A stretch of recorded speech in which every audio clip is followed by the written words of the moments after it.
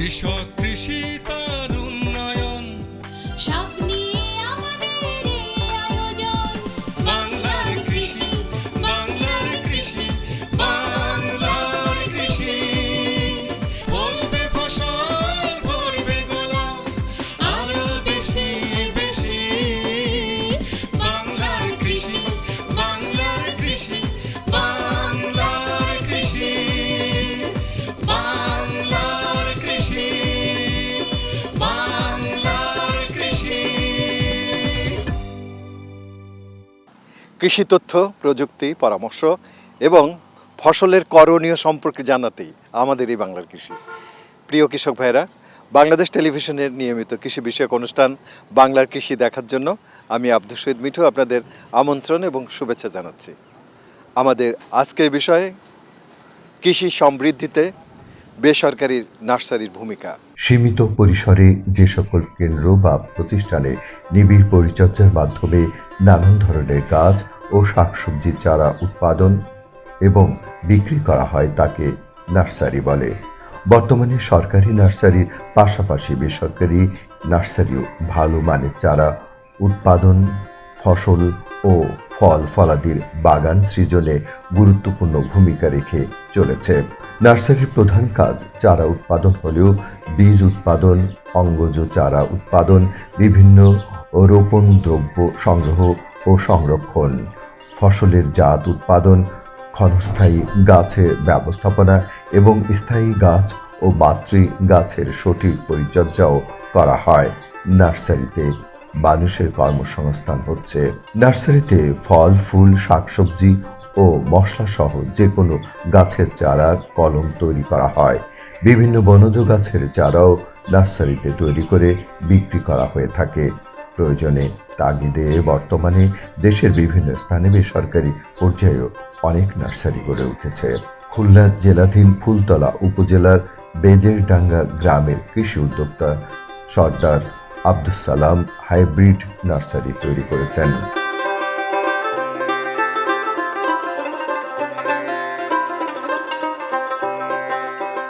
খুলনা জেলার ফুলতলা উপজেলায় শতাধিক নার্সারি রয়েছে।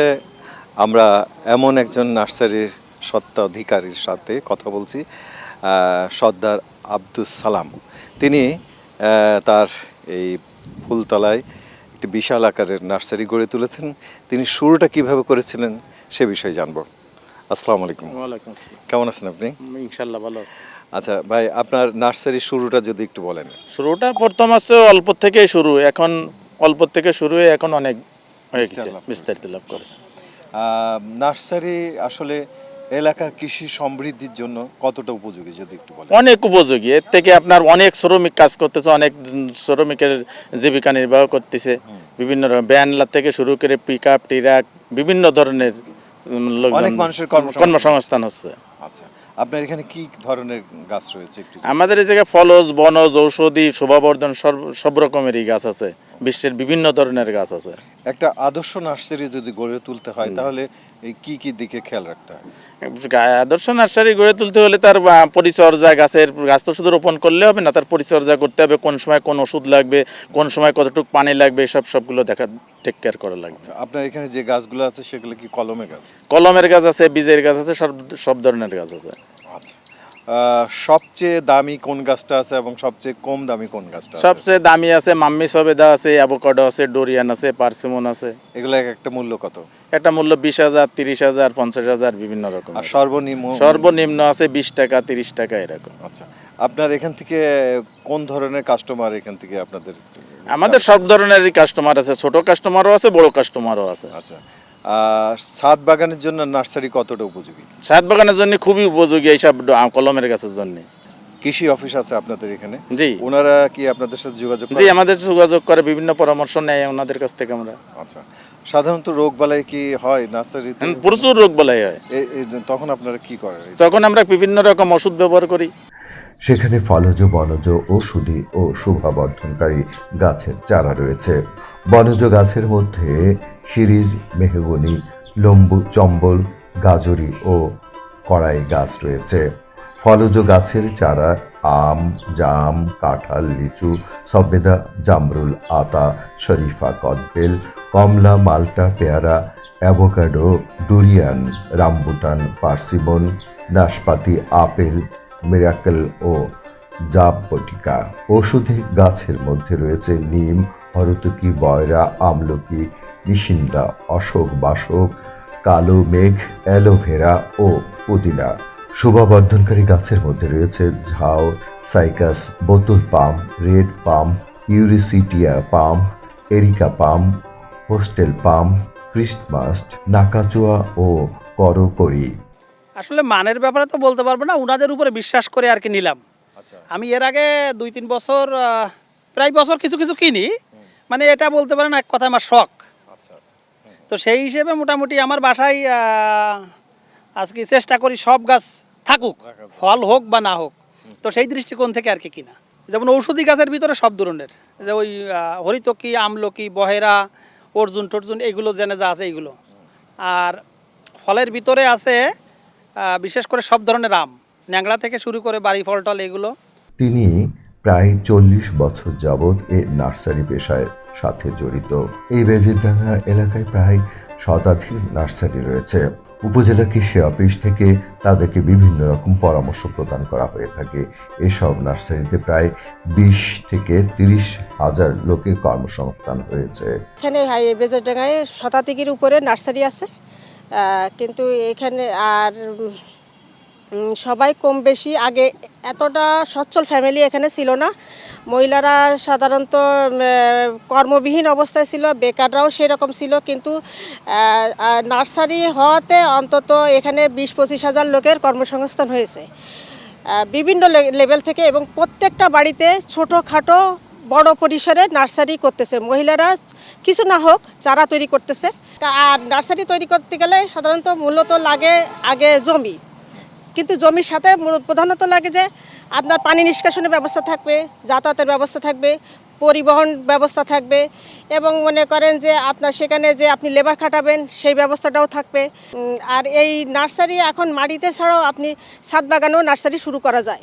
আপনার 1,500 বর্গফিটের জায়গায় আপনি নার্সারি তৈরি করতে পারেন, এবং সেখানে নার্সারি, ছাদের নার্সারিতে আহামরি কোনো সমস্যা না।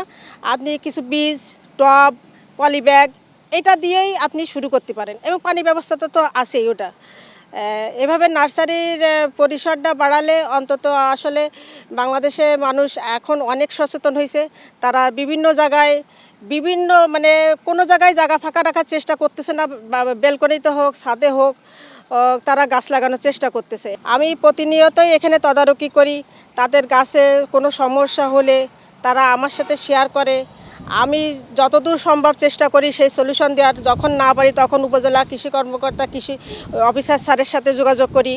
এছাড়া যদি আমাদের কোনো গাছ বিষয়ে নার্সারি না হোক, মনে করেন যে উদ্যানতাত্ত্বিক ব্যাপারে কোনো যদি ট্রেনিং আসে তাদেরকে ইনভলভ করার চেষ্টা করি। সুনিষ্কাশিত জায়গায় নার্সারি প্রতিষ্ঠা করলে ভালো হয়। উঁচু ও উর্বর জায়গা যেখানে পানির সেচের সুবিধা রয়েছে এমন জায়গায় উত্তম। নার্সারি তৈরি করতে প্রয়োজনীয় অবকাঠামো তৈরি করতে হয়, প্রয়োজনীয় জামপ্লাজম সংগ্রহ করে কার্যক্রম শুরু করতে হয়। এই কার্যক্রমকে সফল করতে দেশে পর্যাপ্ত ভালো মানের নার্সারি গড়ে ওঠা দরকার। নার্সারি ব্যবস্থাপনা দেশের কৃষি সমৃদ্ধি ও বনায়নে গুরুত্বপূর্ণ ভূমিকা রাখতে পারে। নার্সারি হলো যেখানে বিভিন্ন ধরনের বনজ, ফলজ, ঔষধি বিভিন্ন গাছের চারা উৎপাদন করা হয়। আমাদের কৃষকরা দেখা যায় অনেক সময় বীজতলায় বা তার বসত বাড়িতে অনেক চারা উৎপাদন করতে পারে না, বা বীজ সংগ্রহ করতেও তাদের কষ্ট হয়ে যায়। সেই সব চারা নার্সারি যে মালিকগণ আছেন বা সেখানে যে মালি তারা উৎপাদন করে সেখান থেকে বিক্রি করেন। এবং কৃষকের বাড়িতে যে বিভিন্ন গাছগুলো বিভিন্ন আমাদের বিড়ি থেকে যে ভ্যারাইটিগুলো রিলিজ হয়, এগুলো দেখা যায় অনেক সময় কৃষক ওই বীজটা সংগ্রহ করতে পারে না, কিন্তু নার্সারিতে সেগুলো থাকে। যেমন বাড়ি আম 4, বাড়ি পেয়ারা 1, বাড়ি লেবু 1, যে উন্নত যে জাতগুলো এগুলো কিন্তু নার্সারিতে এখন পাওয়া যায়। আমরা কৃষি অফিস থেকেও এগুলো যখন বিভিন্ন ট্রেনিং হয়, আমরা এই নার্সারি থেকে এই জাতগুলো আমরা কিনে কৃষকদের ভিতরে সেগুলো বিতরণ করে থাকি। এই জন্য নার্সারির উপকারিতা অনেক। একটা এলাকায় বিভিন্ন ধরনের গাছ আছে, এবং সেই গাছগুলো থেকে যে অনেক সময় চারা দেখা যায় ফল থেকে কৃষকরা উৎপাদন করতে পারে না, কিন্তু নার্সারিতে যখন উন্নত প্রযুক্তির মাধ্যমে ক্রপ কাটিং বা বিভিন্ন লেয়ার কাটিং করে যখন জোড়া কলম এগুলো করে যখন উৎপাদন করা হয় তখন তার গুণগত মান, ফলের গুণগত মানটা খুবই উন্নত হয়, যে কারণে নার্সারির উপকারিতা আসলেই অনেক। এবং আমাদের ফুলতলা উপজেলায় সব টোটাল মিলে প্রায় 60টার উপরে নার্সারি আছে, এবং খুলনা জেলায় সব থেকে বেশি নার্সারি হলো আমাদের ফুলতলা উপজেলা, এবং এখান থেকে প্রতিদিন অনেক গাছ এখান থেকে বিক্রয় করে থাকে নার্সারি মালিকরা। খুলনা এলাকার নার্সারিগুলো কৃষির উন্নয়নে বলিষ্ঠ ভূমিকা রাখছে। আমাদের প্রত্যাশা ভবিষ্যতে নার্সারিগুলো কৃষি সমৃদ্ধিতে অনবদ্য ভূমিকা রেখে যাবে। নার্সারির প্রধান কাজ চারা উৎপাদন হলেও এটার সাথে সাথে বীজ উৎপাদন করা হচ্ছে, এবং পাশাপাশি আমাদের দেশে মাতৃগাছ উৎপাদন এবং এটার সঠিক পরিচর্যার মাধ্যমে কৃষক পর্যায়ে সেটাকে সরবরাহ করা হচ্ছে। আমাদের দেশে বর্তমানে বনজের যে চারাগুলো আছে সেগুলো নার্সারিতে করা হচ্ছে। এতে করে আমাদের তরুণ যারা রয়েছেন তাদের এক ধরনের কর্মসংস্থানের সৃষ্টি হচ্ছে, এবং পাশাপাশি অনেক নারীরাও সেখানে অংশগ্রহণের সুযোগ পাচ্ছে। বলা চলে যে এখানে একটা আত্মকর্মসংস্থানের একটা বিশাল সুযোগটা তৈরি হয়েছে। নার্সারির জন্য মূলত হচ্ছে আমাদের উঁচু জায়গা প্রয়োজন এবং সুনিষ্কাশিত জায়গা প্রয়োজন হয়ে পড়ে, কারণ হচ্ছে যেখানে নার্সারি হবে সেখানে যদি সেচটা নিষ্কাশন ভালোভাবে না থাকে তাহলে কিন্তু নার্সারি চারা তৈরি করা যায় না। এবং পাশাপাশি আমাদের ভালো পরিচর্যার মাধ্যমে কলম গাছের জন্য সেটা একটু খেয়াল রাখা দরকার। এগুলো যদি আমরা সঠিকভাবে খেয়াল রাখি তাহলে দেখা যাবে যে নার্সারিগুলো সুন্দরভাবে আমরা তৈরি করতে পারবো, এবং সেইভাবে তৈরি করার ফলে দেখা যাবে যে আমরা বিভিন্ন শ্রেণী পেশার মানুষের কাছে সেগুলো সরবরাহ করতে পারবো। মূল কথা হচ্ছে আমাদের এই নার্সারিগুলো বর্তমানে আমাদের কৃষি অর্থনীতিতে গুরুত্বপূর্ণ ভূমিকা রাখছে এবং কৃষি সমৃদ্ধিতেও খুব ভালো ভূমিকা রাখছে। আমরা আশা করি আমাদের সময়ের সাথে সাথে আমাদের চাহিদা অনুযায়ী নার্সারিগুলো তৈরি হবে এবং আমাদের অর্থনৈতিক বিকাশ যেমন হবে সেই সাথে আমাদের দেশেও আমাদের এই নার্সারির মাধ্যমে গুরুত্বপূর্ণ ভূমিকা পালন করবে। এ বিষয়ে বিস্তারিত তথ্যের জন্য আমরা নিকটস্থ উপজেলা কৃষি অফিসে যোগাযোগ করতে পারি, অথবা আমাদের কৃষি তথ্য সার্ভিসের কৃষি কল সেন্টার 16123 নাম্বারে সকাল 8টা থেকে রাত 7টা পর্যন্ত কল করেও আমরা প্রয়োজনীয় পরামর্শ গ্রহণ করতে পারি। বাংলার কৃষি, বাংলার কৃষি, বাংলার কৃষি। অনুষ্ঠান সম্পর্কে আপনাদের যে কোনো মতামত আমাদেরকে লিখতে পারেন। লিখবার ঠিকানা প্রযোজক বাংলার কৃষি, কক্ষ নম্বর 223, বাংলাদেশ টেলিভিশন ভবন, রামপুরা, ঢাকা 1219। ইমেল বাংলার কৃষি 1314@gmail.com। Facebook Bangladesh television. ইচ্ছে করলে অনুষ্ঠানটি ইউটিউবে দেখতে পারেন। এই ধরনের নার্সারি সারা বাংলাদেশে গড়ে উঠবে, আমরা সেটাই প্রত্যাশা করছি। কৃষক ভাইরা, আজ এ পর্যন্তই। আপনারা সবাই ভালো থাকুন, সুস্থ থাকুন। আল্লাহ হাফেজ। কৃষক কৃষি